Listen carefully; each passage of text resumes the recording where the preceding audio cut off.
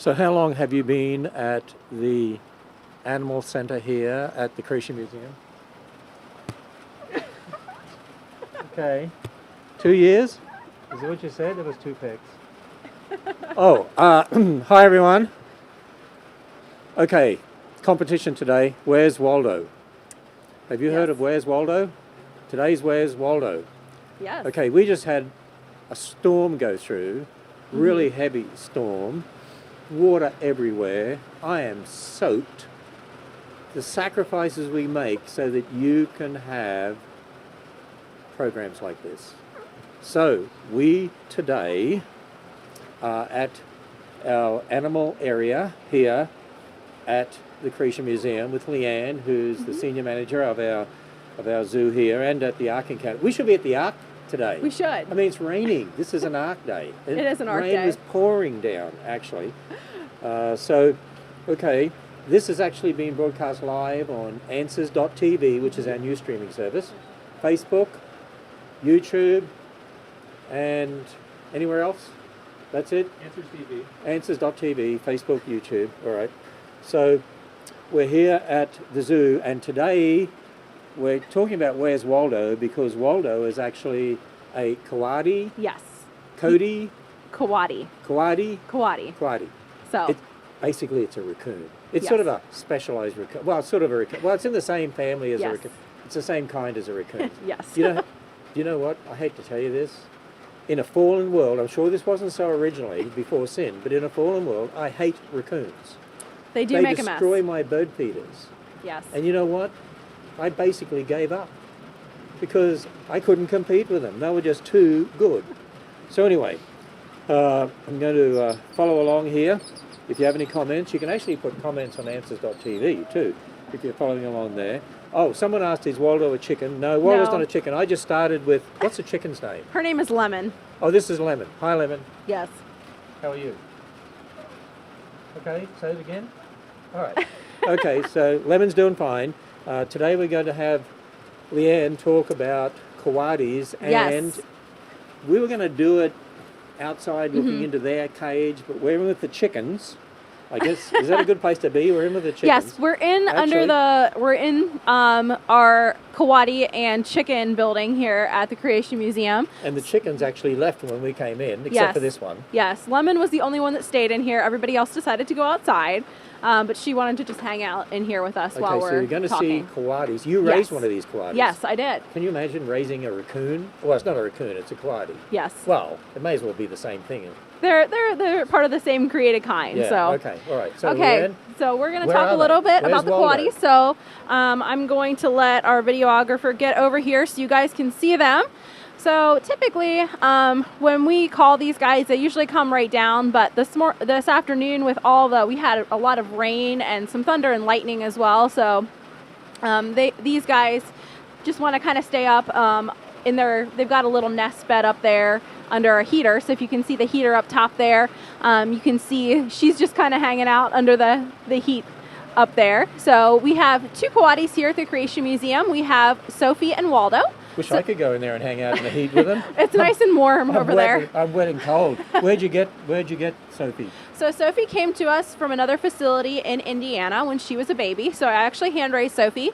We got her when she was about a month old. And she lived with me until she was about 6 months old. After we got her spayed, she came here to live at the Coati Museum with Waldo full time. So when she was a little baby, we did use her for some animal encounters and programs and things. But these guys, because they are like in the same family as the raccoon, their temperament can kind of vary. So we don't actually use her for animal programming anymore. In fact, we actually work protected contact with her. And what that means is we always have some sort of barrier between her and us. So in other words, she's like her cousins, a raccoon, and they're awful. Yes. In a fallen world. They're not awful. They have very sharp teeth and very sharp claws. And that's awful. Because we live in a fallen world, they can use those teeth and claws to defend themselves. Or sometimes if they get upset with you, they may decide to use them on you. So these guys do not make good pets. Some people will keep raccoons or Coatis as pets. They do not make very good pets. You really need to have some experience working with these guys. You do not want these guys running around your house. So further back, we have Waldo. Let's see if we can get a shot of Waldo. So Waldo here is 10 years old. Sophie is 7 years old. So these guys are basically middle-aged Coatis. These guys in a zoo setting can live anywhere from 12 to 15 years is a typical lifespan. In the wild, it's going to be about 8 to 10 years. So Waldo here is 10 years old. So he's been here a couple more years than Sophie. Now there are several different species of Coati. We have what is called white-nosed Coatis. So white-nosed Coatis are found in Central America, and they're actually found in the very southern tip of Texas, Arizona, and New Mexico as well. So if you live in southern Texas or Arizona and New Mexico, you may have seen these guys. A difference between Coatis and raccoons, they are members of the same created kinds, but Coatis are diurnal. So that means that they are active during the day. Raccoons are active at night, but Coatis are typically active during the day, and then they will sleep at night. So out in their native habitat, these guys are what we call omnivores. So they will eat both plant material as well as animal material. So they will eat a variety of fruits and nuts, as well as insects. Insects are a big part of their diets. So another name for these guys is actually the hog-nosed coon. So if Sophie would come over in a little bit, maybe we can get a good look at her nose once this rain slows down a little bit more. But they have this really long kind of snout that they will actually burrow and root in the ground, kind of like a pig will. And they will actually burrow and root out insects to eat. And they also have very sharp, long claws that kind of are almost shovel-shaped. So they'll actually use those for digging as well. So they'll actually dig and root around in the ground looking for insects. And they'll also rip the bark off of dead and decaying trees to get the insects out as well. Another fun thing that they do is they will actually scent mark. So they'll find something that they really like the scent of, and they'll actually rub it into their tails.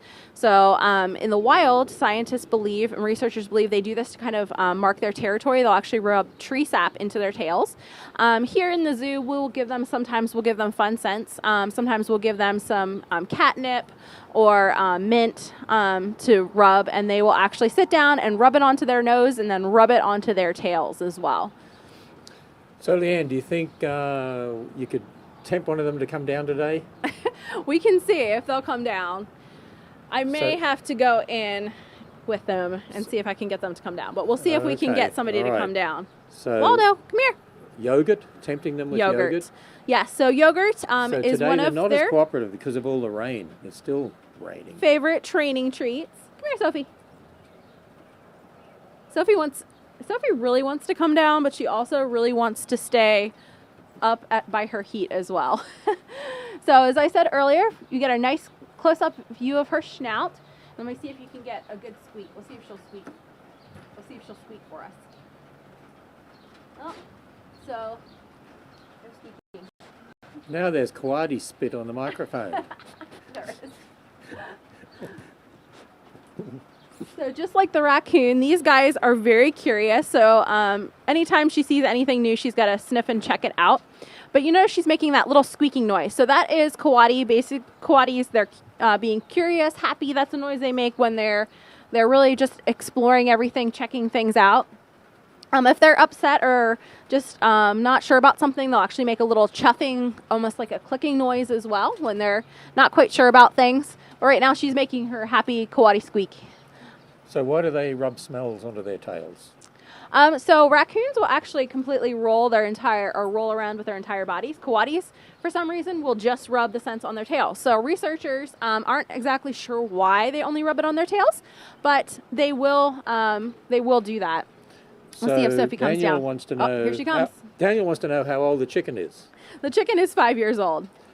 She is. The chicken is 5 years old. There we Good are, girl, Daniel. Sophie. And how cold is it here?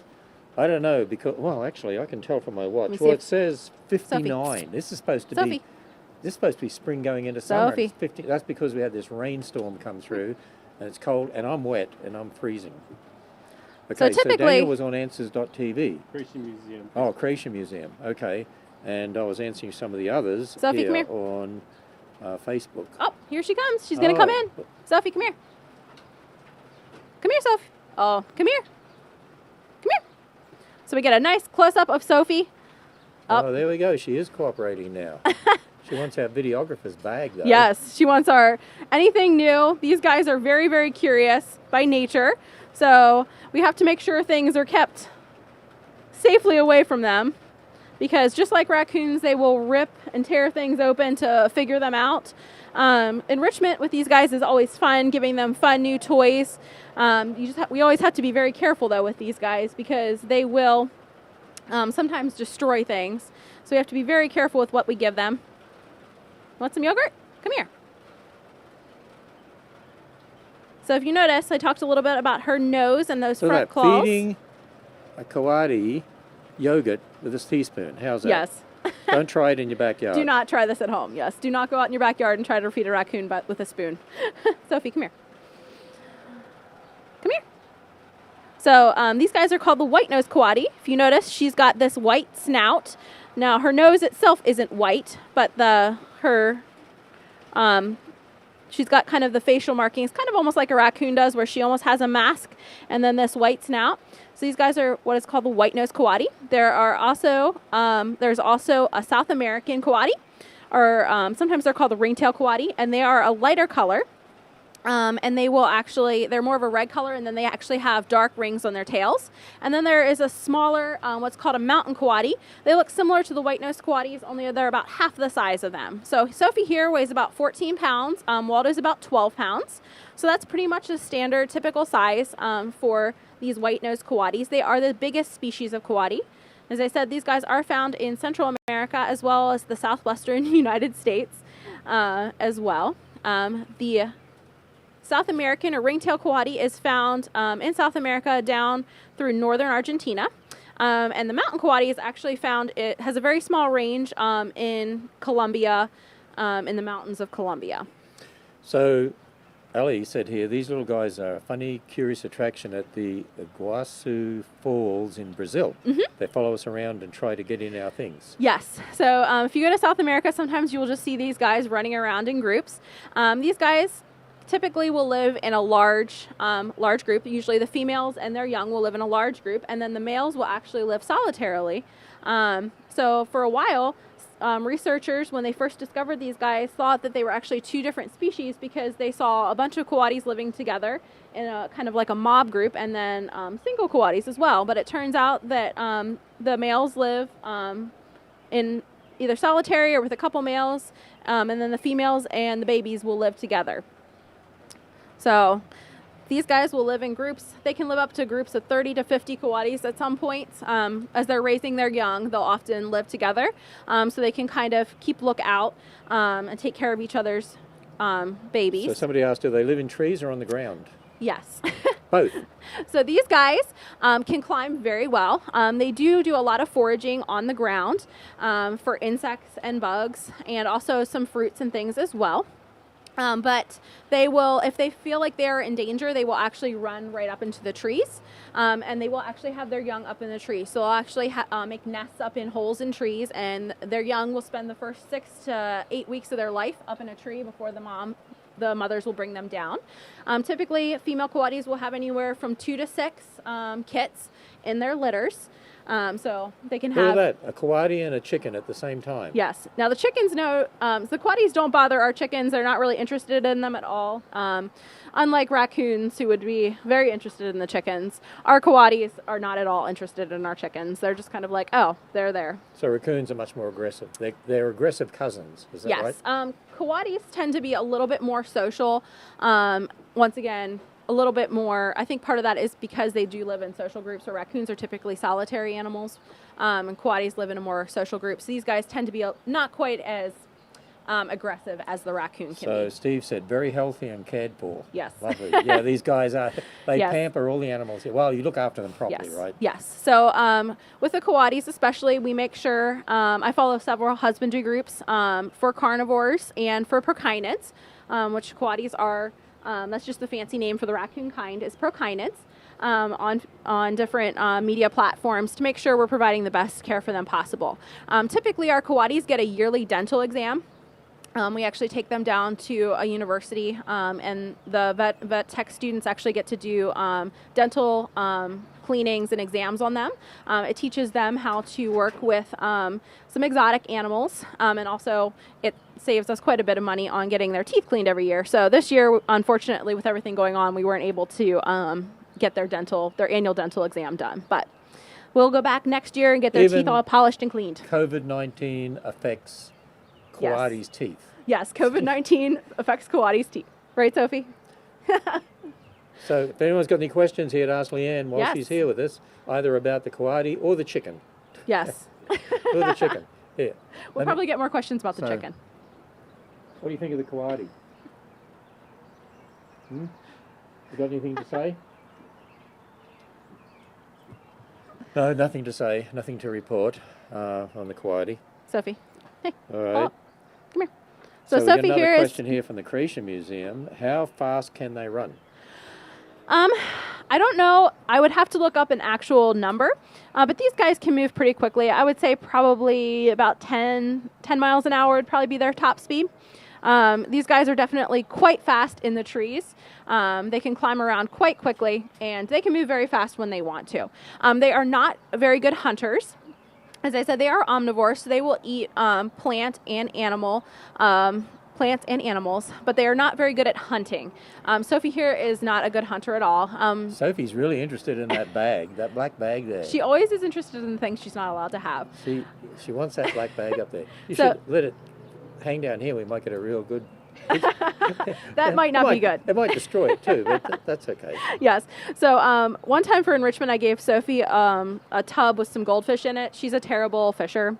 She ignored the goldfish, was not interested in the goldfish at all. Is their nose mostly cartilage or bone? Oh, that's a good question. Here. So they actually have bones out in their nose. They actually have a bone right there in the tip of their nose that they can rotate.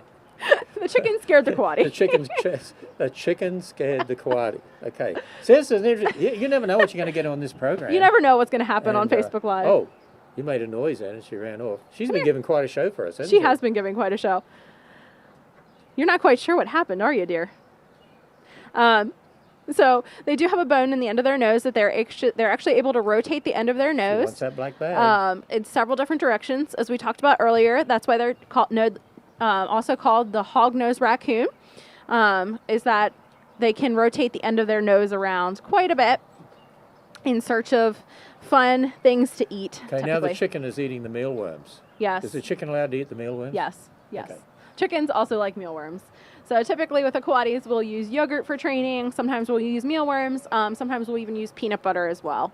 So the mealworms are definitely part of their diet in the wild. The yogurt and peanut butter aren't, so they just get a little bit of that for training. I think you answered this before. Where does this one come from? On YouTube. On YouTube. What kind of noise do they make? So they make... We can see their nose. There's a nose. We don't know what kind of noise. So they do make a squeaking noise. Let me see. I don't know if she'll do it.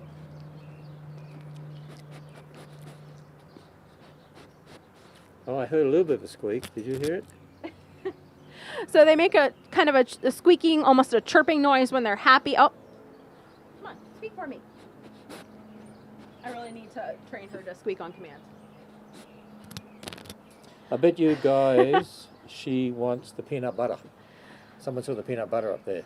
I think she just wants this microphone now. Do they eat peanut butter? They can have a little bit of peanut butter. I don't know if she'll eat any now. I'm kind of scared to give it to her because she's going to rub it all over the microphone. Oh, you going to smile for us? Well, we got a Coati to smile for us. Say she really wants this microphone. She's got a lot of things she wants to say. She's probably demanding some more eggs. So we also give these guys eggs. That is part of their diet. These guys will actually raid bird nests in trees and get their eggs out. So Sophie here, Sophie and Waldo both get an egg several times a week, just to provide them as natural of a diet as possible. So somebody said here, let me see, do you breed your mealworms? We actually do breed our mealworms for our reptiles. These are freeze-dried. We do give her live mealworms for enrichment, and she actually got some of our hissing cockroaches. So we have a large Madagascar hissing cockroach colony we use for programs, but we also use them for animal feed as well. So she actually got a bunch of Madagascar hissing cockroaches the other day. She was a big fan of those.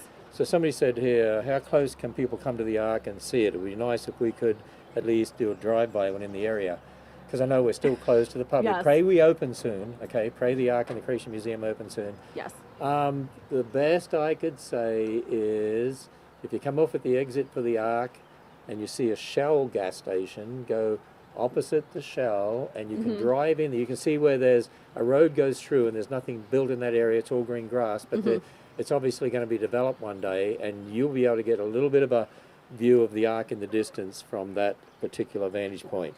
So that's on, actually, if you're coming south on 75, you would come off at exit 154, then turn left across the freeway, go across, and almost opposite the Shell, you turn right into that development area there, go down in there. There's a little tip for you if you want to see a little bit of the Ark in the distance. Do they mate for life? So these guys typically will not mate for life. They'll usually mate for a breeding season, and then the male moves on. The males are solitary when it's not breeding season. The females will actually often, related females will often stay together kind of in a family, kind of like a family group, but they won't mate for life. So how many other types are there in this family? What'd you say the family? So the kind is called the raccoon or the prokinid kind. Prokinids include coatis, raccoons, kinkajous, olingos, olingitos, and I feel like I'm forgetting one. Oh, ringtails. That also includes ringtails as well. So those are all members of this created kind. They are all found in North and South America. So most of them are actually found in South America. So many other coatis in zoos around this area you know of? So coatis, because they are not endangered, not many zoos will house them in their collection. Some zoos will house them in their program collection, but they're not super common in zoos just because they are very common in the wild. And yet a lot of people have never seen them. A lot of people have never seen them, don't know what they are. They're really cool little animals, and as I said, they're really cool because they are diurnal or active during the day instead of being nocturnal. So they're actually the only member of their kind that is alive today that is actually active during the day. All the rest of the members of that family are actually active at night. So somehow they got nocturnal. their clocks turned around. Somehow they got their clocks turned around, and they're actually active during the day instead of at night. Part of that might be because them and raccoons, there is some overlap in range. So maybe the raccoons are active at night and they are a little bit more aggressive. So the coatis are active during the day instead. instead. Do they have space outside their cage, and do they mix with any other animals? Actually, they've got quite a large yes. cage in there. So they actually have a really nice habitat in here.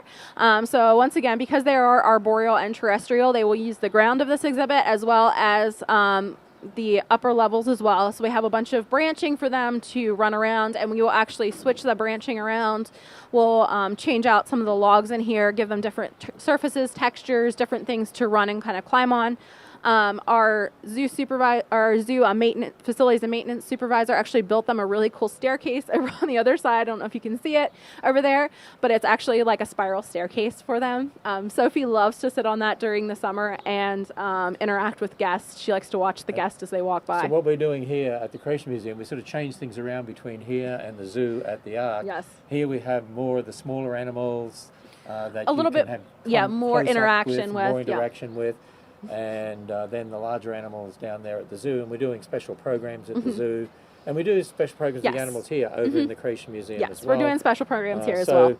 Just pray we'll be able to open soon. Keep watching our website. As soon as we get any indication of that, we'll be putting it up there, and I know things change on a daily basis, sometimes an hourly basis. Yes.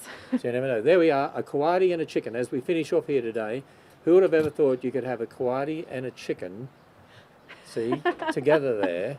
The chicken's eating mealworms. The chicken's having a great day. And it's having a great day eating the mealworms that belong to the coati. All right. Well, Leanne, thanks for giving us a little tour here and teaching about these animals. You know what? When we came here, it was pouring rain, and now it's just lightly raining. Yes. But the lake is up in the Creation Museum. It's way up. It's way up today. And the water just flowed through here. So anyway, all right. Hope you enjoyed that. That was an intriguing encounter with the coatis. Really was. Okay, see you again another day.